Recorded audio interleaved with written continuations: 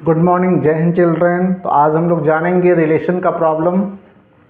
तो आइए देखते हैं, ये हमारा जो क्वेश्चन लिखा हुआ है ये रिलेशन का क्वेश्चन है। अगर आप मेरे चैनल पहली बार आए हैं तो लाइक और सब्सक्राइब करिए, बेल आइकन दबाना ना भूलें। तो ये हमारा रिलेशन का क्वेश्चन है क्लास 12 का। आइए इसको हम लोग देखते हैं और इसको सॉल्व करने का प्रयास करते हैं। दिस इज टॉपिक हमारा क्या है, रिलेशन। इसमें क्या शो करना है चलिए जानते हैं। देखिए क्वेश्चन लिखा है, so that the relation R on the set A is equal to x belong to z such that 0 is less than or equal to x is less than or equal to 12 given by relation R equal to a b such that mod of a minus B is multiple of 4 is an equivalence relation. तो हमें क्या दिखाना है, इससे equivalence relation दिखाना है। चलिए जानते हैं। तो सॉल्यूशन इसका करते हैं। हम लिख लेंगे गिवन हमारा रिलेशन क्या है, रिलेशन है R equal to such that a b belongs to such that mod of a minus B is multiple of 4। ये हमारा है वेयर ए एंड बी क्या है, एलिमेंट्स ऑफ सेट ए। यहाँ लिख देंगे a and b is element of set A, यहाँ लिख सकते हैं। अब जो हमारा x जो नंबर है वो नंबर क्या है 0 to 12, यहाँ तक हम लोग नंबर ले सकते हैं। ए हमारा क्या है x such that x belongs to z and such that 0 is less than or equal to x less than or equal to 12। ये हमारा कंडीशन है। तो आइए जानते हैं इक्विवेलेंस रिलेशन। जहाँ प्रूफ करने के लिए हमें दिखाना पड़ेगा रिफ्लेक्सिव रिलेशन दिखाना पड़ेगा, सिमेट्रिक दिखाना पड़ेगा और ट्रांजिटिव। अगर हमारा कोई सेट रिलेशन रिफ्लेक्सिव है, सिमेट्रिक है, ट्रांजिटिव है तो वो क्या हो जाएगा, इक्विवेलेंस रिलेशन हो जाएगा। चलिए जानते हैं।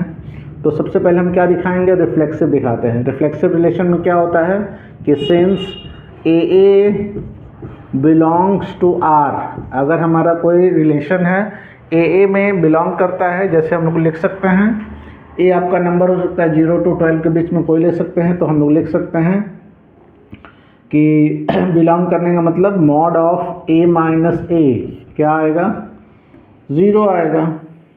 0 को हम लोग लिख सकते हैं 0 इज द मल्टीपल ऑफ 4, ये हो सकता है 0 इज मल्टीपल ऑफ 4। 0 को 4 का मल्टीपल कह सकते हैं। यानी कि जो रिलेशन है ए वो इस कंडीशन को सेटिस्फाई करेगा। तो हम क्या कह सकते हैं कि R हमारा क्या होगा, R इज रिफ्लेक्सिव रिलेशन होगा। ठीक है, तो ये हमारा पहला हो गया कि ए जो आपका नंबर होगा, मान लीजिए हम लोग 2 - 2 करेंगे तो आपका 0 आएगा। तो वो 0 क्या होगा, मल्टीपल ऑफ 4 होगा। इसलिए आर जो होगा रिलेशन वो रिफ्लेक्सिव रिलेशन कहलाएगा। सेकेंड हमारा कंडीशन क्या है कि सिंस रूल होता है a b belongs to R. ठीक है, तो अगर हमारा ए बी बिलोंग्स आर है, यानी कि दिस इम्प्लाइज हम क्या कर सकते हैं कि A minus B is equal to multiple of 4 मान सकते हैं। यानी कि 4 मान लीजिए, इसको हम लोग लेमडा मान लेते हैं, इज मल्टीपल ऑफ 4 हो सकता है। अगर a b mod of a minus b multiple of 4 आता है तो हम इसको ऐसे लिखेंगे।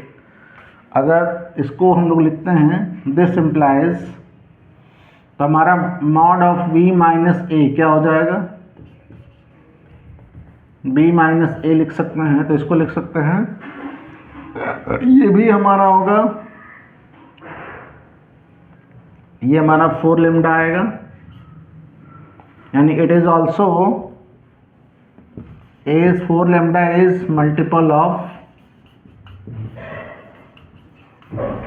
4। तो क्या कर सकते हैं, this implies b a is also belongs to are.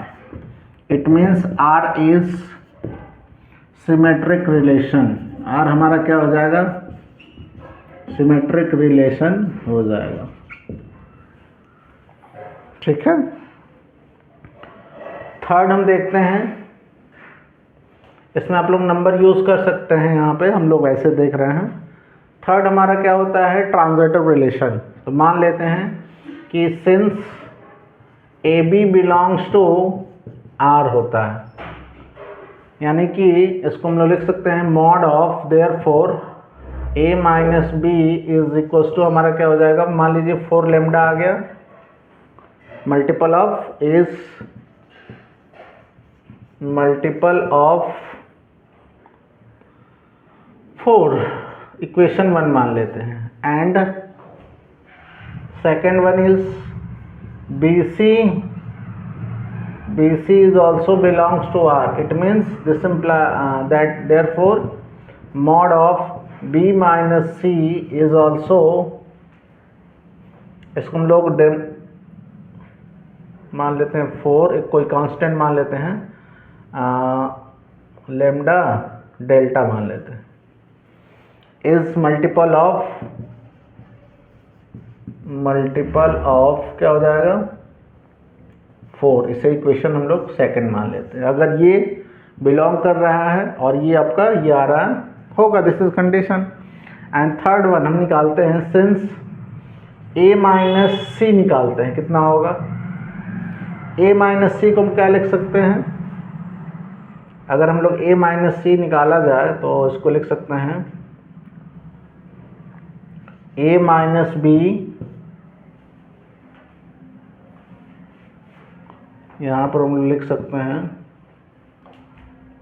और प्लस बी माइनस सी लिख सकते हैं, यानी कि ये हो जाएगा 4 लेमडा प्लस ये हो जाएगा आपका 4 delta, 4 common, lambda plus delta, एक अनदर कांस्टेंट मान लीजिए हमारा y हो गया, इज मल्टीपल ऑफ 4, यानी a माइनस सी सेटिस्फाई कर रहा है, तो हम क्या कर सकते हैं, therefore R is transitive relation. R हमारा क्या होगा, ट्रांजिटिव रिलेशन है। जब हमारा क्वेश्चन क्या हो गया, रिफ्लेक्सिव हो गया, सिमेट्रिक हो गया, और यहाँ पर हमारा ट्रांजिटिव भी हो गया, तो R को हम क्या कर सकते हैं, इक्विवेलेंस रिलेशन हो सकता है। तो आई होप आप समझ गए होंगे कि इक्विवेलेंस रिलेशन के लिए हमारे क्या हो गया, R हमारा हो गया reflexive, R is also symmetric, and R is transitive, therefore R is also equivalence relation।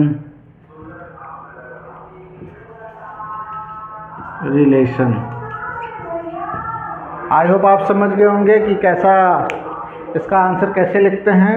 मिलते हैं अगले वीडियो क्वेश्चन में। Thank you.